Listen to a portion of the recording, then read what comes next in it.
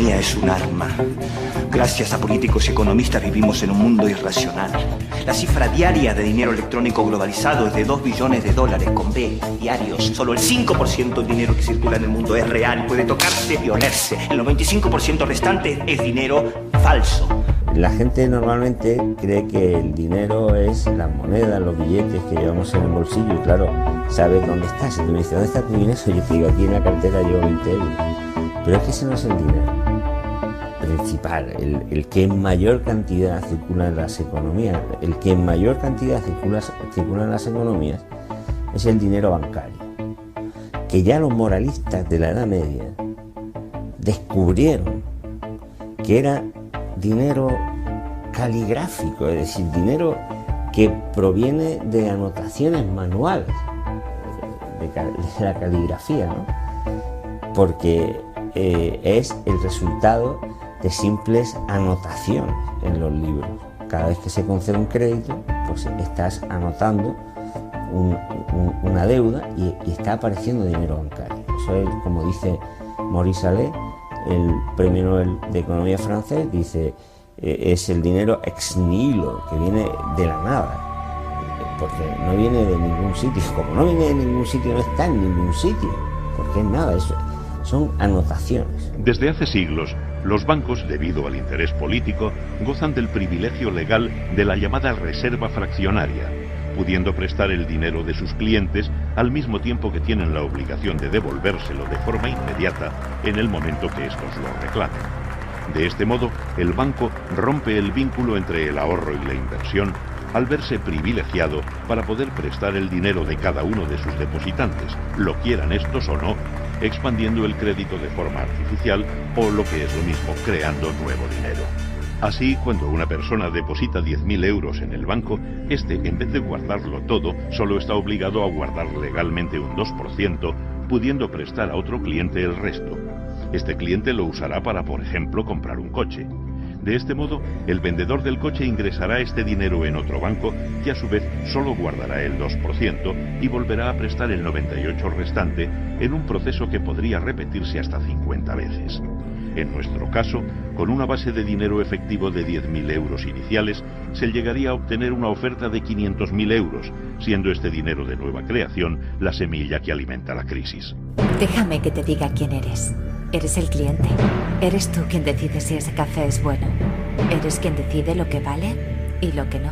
Lo que está de moda y lo que no se lleva. Tú decides lo que es un éxito, lo que funciona. Decides quién lo hace mejor, quién es más cercano, más transparente. ¿Y sabes qué? Tú jamás te equivocas. Es curioso el hecho de que nos planteamos muy pocas preguntas sobre cosas cotidianas, como por ejemplo, cuando vamos a un banco y pedimos un préstamo de, digamos, 50.000 dólares o 50.000 libras. ¿Qué pasa en realidad? Veamos. Muchas personas viven la vida basándose en unas ideas que se alejan mucho de la realidad. Lo que en realidad pasa es que si pides 50.000 libras, escriben que en tu cuenta hay 50.000 libras.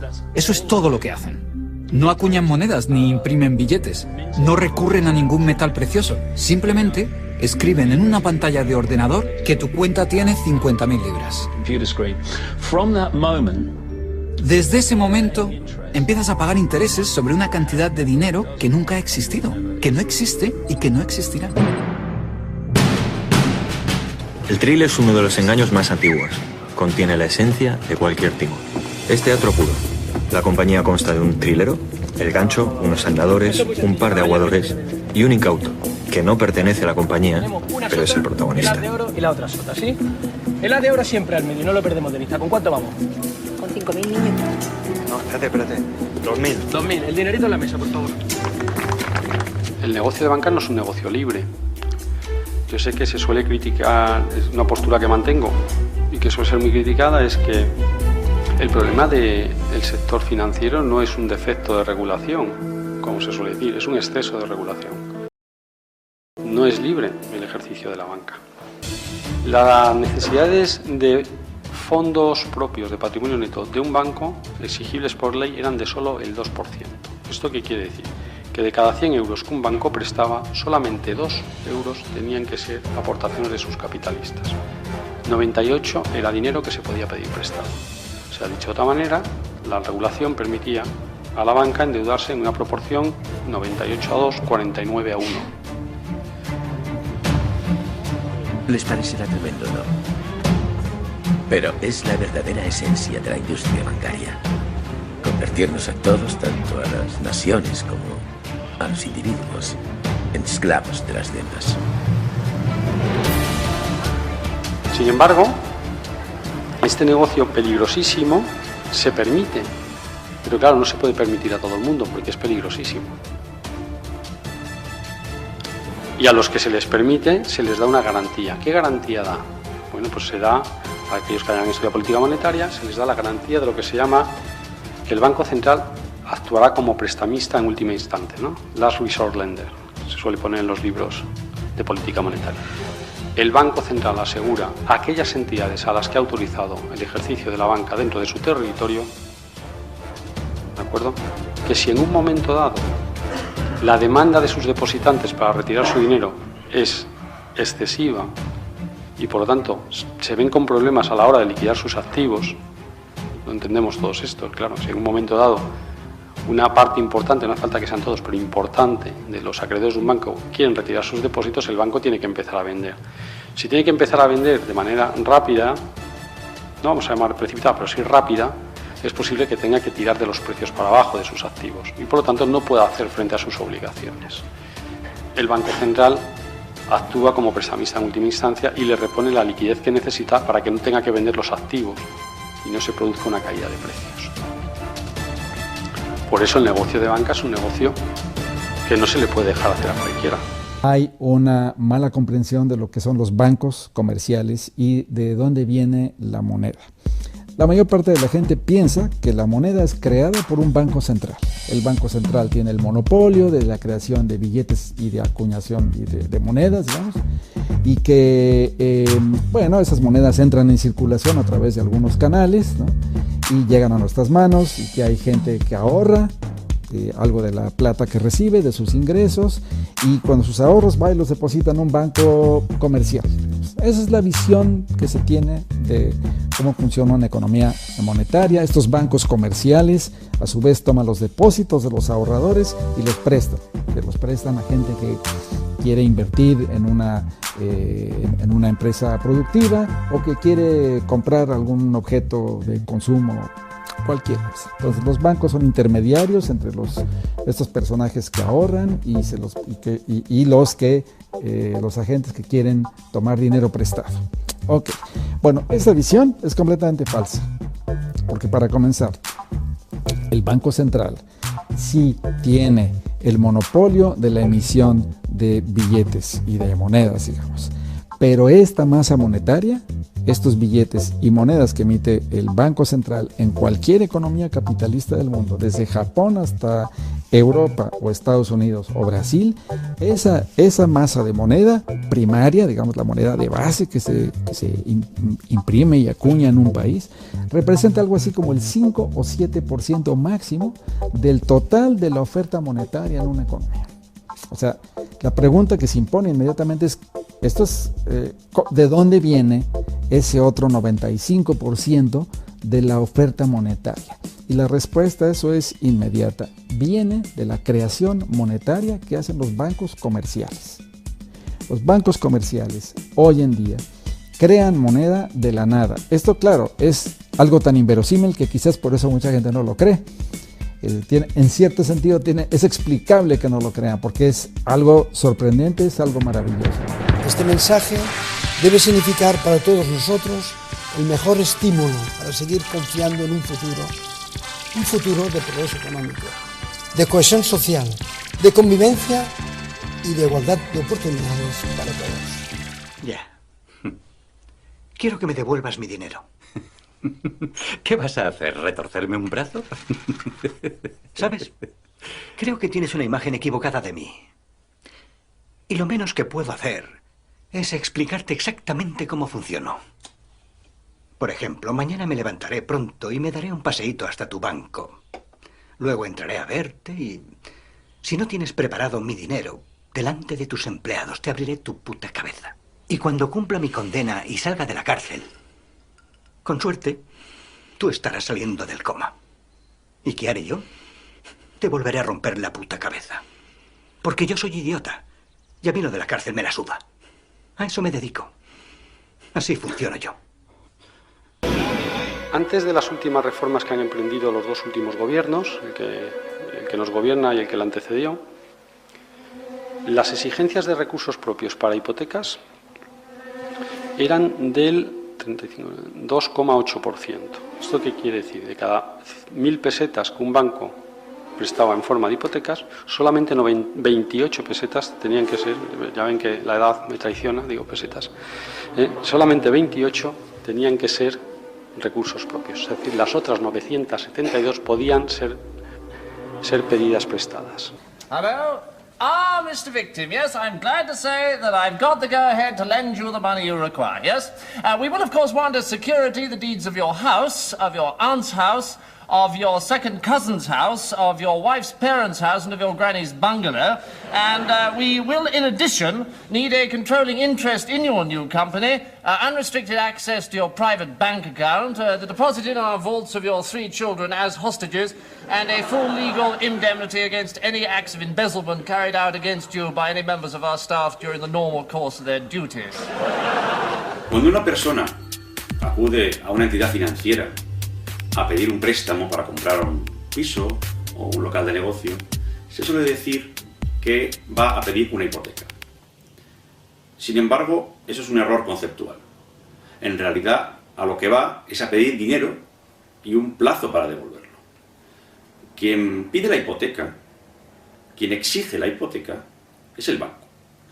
La hipoteca es una garantía accesoria que pretende conseguir el objetivo de que si el deudor no paga su préstamo, en este caso, pueda el banco recuperar lo prestado más los intereses. Que nos han obligado a comprar, a tener una vivienda, una propiedad, porque parece que si no tienes una propiedad no tienes nada, no vales nada.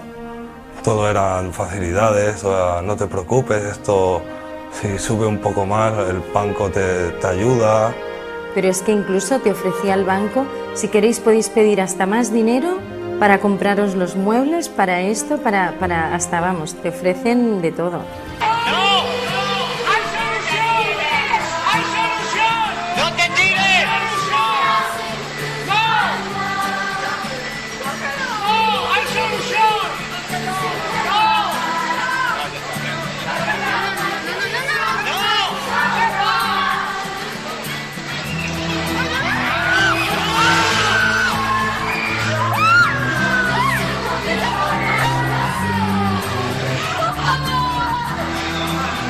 Todos los jueces tenemos la sensación, los jueces civiles, de que estamos sentados sobre una olla a presión que quema mucho y que está a punto de explotar, y nos estamos implicando mucho más pues, porque estamos en la primera línea de fuego, y sobre todo porque vemos que aplicando las leyes españolas no podemos dar unos pronunciamientos medianamente razonables a la gente. Entonces se está produciendo un efecto de contagio, de sensibilización de los jueces, porque estamos al lado de un foco de muchísimo calor y que creemos que está a punto de estallar. Ha producido, lo que sí que planteamos que hay una situación de impunidad y que ha habido una violación sistemática de derechos humanos en nuestro país, en referencia tanto al derecho a la vivienda como a otros derechos fundamentales que se han visto afectados por esta cuestión. Y frente a esa violación sistemática nosotros planteamos que se cumplan los 4 principios internacionales ante violaciones de derechos humanos, que el primero de todos es el restablecimiento de la verdad, el segundo es que haya justicia, el tercero que haya reparación a las víctimas y el cuarto que se tomen las medidas para que esto no se repita. Los banqueros apoyan al gobierno y el gobierno apoya a los banqueros, eso donde quieran. Cientos de miles de familias que han perdido su vivienda por operaciones hipotecarias truculentas. Docenas de miles de familias están cercanas a la ruina porque les han engañado en sus sucursales bancarias con clips, con swaps. Multitud, miles de personas que han perdido dinero porque creían que dejaban su dinerito, su ahorro en la sucursal de la caja o del banco para que allí estuviera tranquilo, y que la banca o las cajas lo utilizaban para hacer inversiones arriesgadas. Cualquier persona, cualquier empresa que hubiera engañado la 10ª parte de lo que han hecho los bancos estarían de por vida en la cárcel. Ah, yes, here we are. Oh, inner life. Inner life. Come in. Mr. Ford, isn't it? That's right, yes. How do you do? I'm a merchant banker. Oh, how do you do, Mr. I forget my name for the moment, but I am a merchant banker. Los bancos pueden dar créditos hasta un tope de su capital y cuando ya han alcanzado ese tope, pues en principio tendrían que dejar de dar créditos, pero su negocio es dar créditos. ¿Y qué hacen? Entonces, en Estados Unidos, cuando eso ocurre, los bancos empiezan a aplicar una fórmula que es la que llamamos la titulización, que consiste en que el contrato de crédito, por ejemplo, que han suscrito con un cliente, con una familia, una persona que ha pedido un crédito, en lugar de guardarlo en su cajón, que ahí lógicamente no le daría ningún rendimiento, nada más que la cuota mensual que pague esa familia por el crédito, en lugar de mantenerlo en el cajón, lo que hace ese banco es que crea un fondo de inversión. A veces el fondo de inversión incluso era del propio banco. Ese fondo de inversión en los mercados internacionales suscribe y recibe préstamos, dinero líquido. Y entonces el banco le vende a su fondo de inversión el contrato. Cambia un papel que no le da nada por dinero. Y cuando recibe el dinero ya puede seguir dando préstamos. Y así con todos los préstamos que hace. De tal manera que el papel se convierte en más liquidez, en más liquidez, en más liquidez. El fondo de inversión, a su vez, ese papel que tiene, no lo guarda en su cajón, sino que le pone otro nombre o lo envuelve en otros paquetes y lo vende, a su vez, en los mercados internacionales. Los desahucios no tienen razón de ser cuando se trata de una crisis sistémica. Además de, al no constituir dación de pago, en principio una garantía debe extinguir la deuda. Aquí, si se evaluó la casa en 200.000 euros, y en nuestros países también, ya se reformó la ley en Ecuador, pero teníamos la misma ley, casa valorada por el propio banco, cuando no se podía pagar la deuda, el banco retira la casa, pero ahora resulta que se valora en 50.000 euros. Las familias quedan sin casa y con deuda, probablemente para toda la vida. Eso no tiene ningún sentido. No es lógica económica, ningún principio técnico, ninguna ley natural, solamente refleja la supremacía absoluta del capital y básicamente el capital financiero sobre los seres humanos. Por el contrario, rompe principios éticos, porque un principio ético nos dice que el riesgo debe recaer sobre el capital. Cuando un banco se queda con el bien, con la garantía, es suya, porque el bonista, si se le ha transmitido el riesgo, la ley española dice de que si se transmite un crédito, tiene que ir también con sus garantías, adosado, no se puede separar, ¿no? No solamente tiene detrás a un deudor, sino que tiene a un deudor con una garantía, y la garantía tiene que ir junta. Aquí, ¿qué ha pasado? ¿Qué pasaba? De que el banco se vendía, porque lo que hace la titulación es vender a un tercero en el mercado financiero, venderle la hipoteca convertida en bono, pero resulta de que cuando hay un impago, el banco que ya se lo ha vendido se queda con la garantía.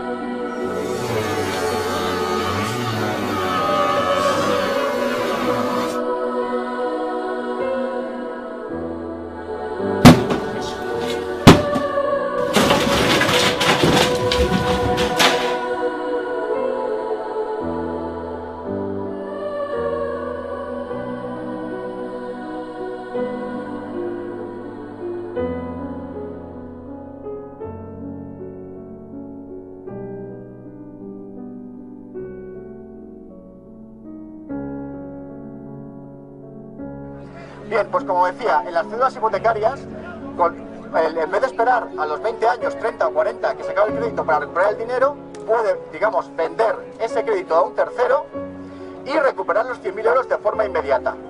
De tal manera que con ese dinero recuperado, esos 100.000 euros que ha dejado, los puede volver a dejar para poder comprar un inmueble. Con lo cual, ya ha duplicado el dinero que tenía inicialmente. Esos 100.000 euros puede emitir una nueva cédula hipotecaria, volver a venderla y conseguir inmediatamente otros nuevos 100.000 euros. Bien, este sistema de generar dinero y dinero tiene una serie de limitaciones que son los límites de riesgo máximo permitidos por la legislación española y que vienen regulados en el artículo 5 de la ley hipotecaria. Sabrá cómo funciona un banco, ¿no? Hombre. Bueno, así por encima, tampoco hay que pasarse, ¿no? Así por encima, yo dejo dinero al banco y me dan un interés, ¿vale? ¿Vale? Mira. Con mi dinero el banco negocia, saca beneficios, construye grandes edificios, patrocina cosas, viven ustedes, reparten dividendos y hacen propaganda para que yo vuelva al banco a pedir créditos que cobren un interés triple del que me dan a mí, o algo así. La gran influencia del capital financiero en las decisiones políticas es tal que está mermando esa democracia. Y desde ese punto de vista, el objetivo nuestro es mostrar que a la gente lo que ocurre, pero también a la vez indicarle que tiene los instrumentos para cambiar esa situación. Y los amos del mundo es el capital financiero. ¿Qué quiere decir esto? Pues la banca, las compañías de seguros, los fondos de inversiones de alto riesgo, o sea, la gente que maneja el dinero. Que la banca, lo que a nivel corriente se diría la banca. Y que está muy concentrada. O sea, que en ese aspecto, lo digo porque a veces se dice, los mercados financieros, y claro, es una categoría excesivamente abstracta, que entonces uno, ¿y cómo se come eso? ¿Cómo uno se puede oponer a los mercados financieros? Y no son los mercados financieros, son instituciones con personas que las dirigen con nombre propio y que se puede decir, esta es la persona o personas que nos están amargando la vida. La prosperidad futura de esta nación se basa principalmente en el comercio y este depende de la disposición de las otras naciones a prestarnos capital. ¿Y cómo se propone establecer el crédito internacional? El primer paso debe ser contraer una deuda nacional. Cuanta más deuda, más crédito. Y con este propósito, le he recomendado al presidente que el Congreso haga suyas todas las deudas contraídas por cada uno de los estados durante la guerra a través de un banco nacional. La idea es que si los estados tienen dinero del Congreso, las otras naciones estarán dispuestas a prestárnoslo. La deuda pública es una entidad creada resultado de una distribución de poder. Cuando el Banco Central Europeo, que no es un banco central, es un lobby de la banca, presta dinero a la banca privada a unos intereses del 1%, y con estos intereses del 1% la banca compra deuda pública a unos intereses de 6 o 7%, en el caso español e Italia, es el negocio del año. Y claro, para la banca le va muy bien que la prima de riesgo está a este nivel, porque recibe intereses más altos. Pero oiga, si en lugar de ese sistema de gobierno del euro que existe, que se ha diseñado precisamente para beneficiar a la banca a costa de los estados, si tuviéramos un Banco Central Europeo, que fuera un Banco Central, y que por lo tanto imprimiera dinero, pero se lo prestaría al Estado, a unos intereses del 1%, ¿usted sabe cuál sería la deuda pública de España? En lugar del 90% sería 14%. No hay dinero suficiente. No hay dinero. O sea, eso forma parte de la incongruencia que supone el sistema financiero en el que estamos. Si se quisiera decir, bueno, venga, vamos a portarnos bien, tal como nos están diciendo, y vamos a pagar la deuda. No se puede, no hay dinero. Eso quiere decir que el colapso antes o después se produce. Claro, eso va a generar cuellos de botella en diferentes sitios. Donde explote, primero, se va a pasar mal, porque llevará consigo, ya lo ha preparado la Unión Europea con la normativa de la que no se habla, y nada, los periódicos, los medios de comunicación no han hecho prácticamente mención a que por escalones al final se actuará sobre los depósitos de la gente, será insuficiente y habrá, digámoslo así, corralitos generalizados que no serán solución, porque no hay forma humana, material, de absorber la deuda que hay en la economía. Ni una guerra gigantesca, ni una inflación gigantesca podrían hacer que la deuda se desintegrara. ni una reactivación de la economía de caracteres inverosímiles.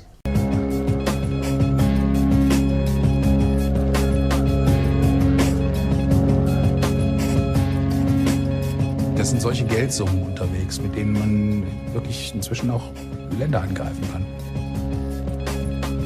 Ora bene, proviamo a fare un altro passaggio, che è prendere un altro pezzo di carta, che è questo, un biglietto, posso garantire che qui direbbero che è vero, non so cosa significa questo aggettivo, però è vero, e questo biglietto proviamo a bruciare anche questo.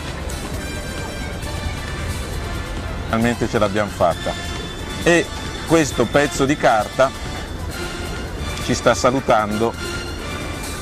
Bene, è un pezzo di carta che abbiamo in meno anche qui su questo pianeta, abbiamo forse un pochino più di anidride carbonica, però sostanzialmente l'economia reale di questo pianeta è rimasta identica, ovvero c'è lo stesso numero di magliette, di quaderni, di penne, di biro, di cappelli, di occhiali, di borse, di zaini, di case, è assolutamente identica. O sea, si yo tuviera la máquina de hacer billetes sería feliz. Los bancos la tienen.